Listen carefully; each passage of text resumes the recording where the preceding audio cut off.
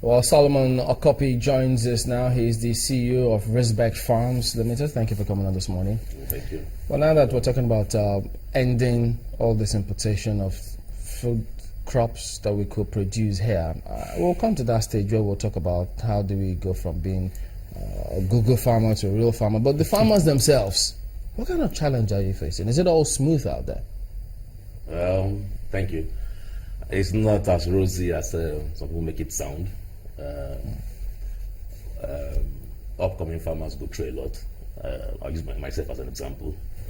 When I started farming, after going through banking, oil and gas, and I went into farming, I realized that training is very key. Most farmers are not trained. They just assume that it's just an easy profession, and so that way they incur a lot of loss. When I ventured into poultry, you'll be shocked that my first 25,000 beds, they died at week 20. Why? Because I had not enough training. So training is one key thing for you if you want to venture into farming. Don't assume you know. Even if you know, even if you have a BSc or MSc in agriculture, go for training. Learn from the practical guys. Google cannot help you. No, I cannot help you at all. How did you weather that shock? I mean, 25,000 birds. It shook everything out of me because I assumed I knew everything. I assumed not be poultry. Because that's the point that many people give up. I mean, we've seen people go into it and then say, no, that's not for me. Exactly. So how did you move through that? I was lucky that the then minister had our back. Had our bank in the sense that there was a CBN facility called the CAX loan, and I was also privileged that I could access that loan. That was Minister Additional, right? Additional, yeah. Mm-hmm. Additional, in my opinion, still stands as one of the best, in my opinion. Then it was that easy that if you had a problem, you could send him an SMS, and I guarantee you before the evening he will give you a reply. And so I was privileged, I was lucky to access the CAX loan, the Agric loan, which gave me a grace of long tenure, 3 years, and I had a 6 months moratorium. Now, my experience might not be the next person's experience. Imagine you losing 25,000 beds at week 20 from DOC, day old chick, down to pullet, down to point of lay, and then suddenly, You just keep, when you come every day, you just see 20 died, 18 died, 200 died, just because I did not follow the rules of engagement. Vaccine, drugs, multivitamin, water. Water is very key for poultry. That was my mistake, and it can happen to anybody. And thankfully, you didn't think it was somebody from home. No. And then, funny enough, I had to start all over. So starting all over entailed raising funds, and then learning. So that entailed me going to different farms, different trainings, paying for trainings. What I was trying to be stingy about, I paid dearly for. Sorry. No, go ahead. Yeah, so the challenges farmers go through: 1, training; 2, funds. The lands are there. And 3, they need encouragement from government to give incentives, to give, like in developed countries, if farmers make laws, government have a way of pushing the effect. But imagine a friend of mine who I brought into farming, and he's into tomato, and he does irrigation using drip lines, and he's harvesting a lot of tomatoes. Now he sells to the hotels, which I told him, don't sell to hotels, sell to the supermarket.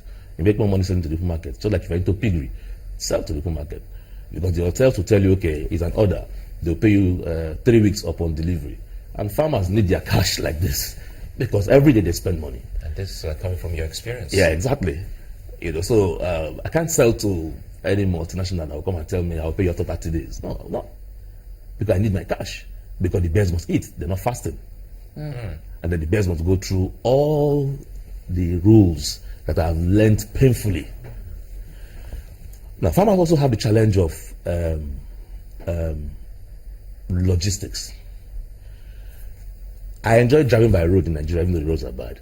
So I drive with my truck. So you can imagine sometimes when you drive from here to Jos, for example.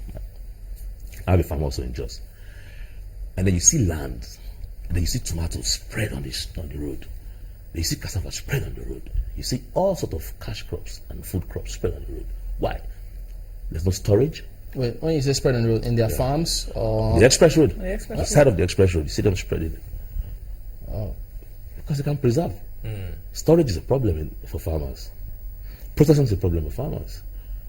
And if you want to access some facilities sometimes from banks, I don't want to mention, they keep telling you to bring your mother's left eye. Tell us about I'm happy you're saying this because you were quite big in the bank before you left. Yeah, well, So even as a former insider, I was group at oil and gas. Yeah, you were group No, head, Agric, oil and gas. yeah. But again, you were big, high up there, and now you're getting to see what people went through. Yeah, it's painful. Now I see a lot, and I feel for farmers. And what we do now is we try to arrange cooperatives among ourselves. And try to say we can give each other covering fire. You know, the new minister, I hope that he smells the coffee on time.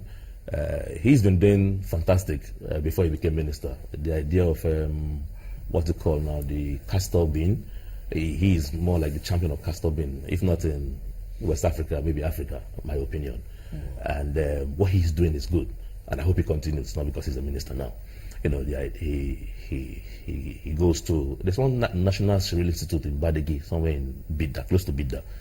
He goes there, he encourages the lecturers there, professors there, to modify seeds for farmers. He gets this seed, and what does he do?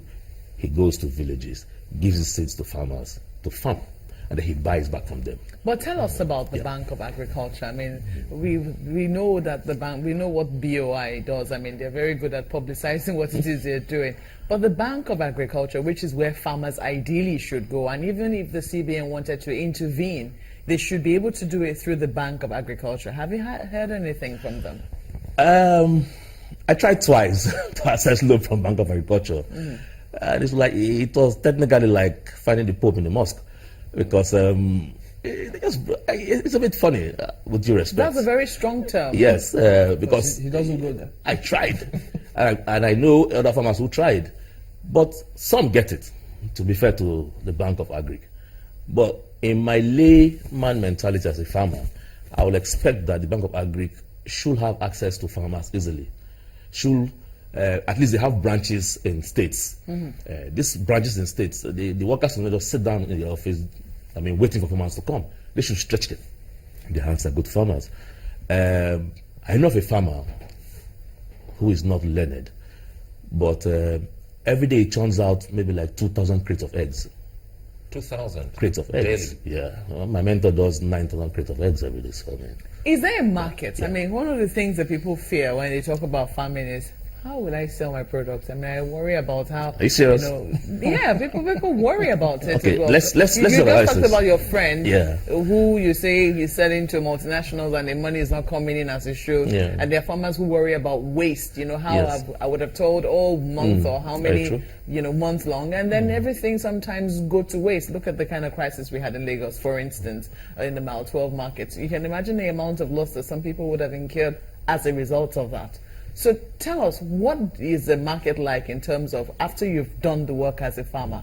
Is there a market for your produce?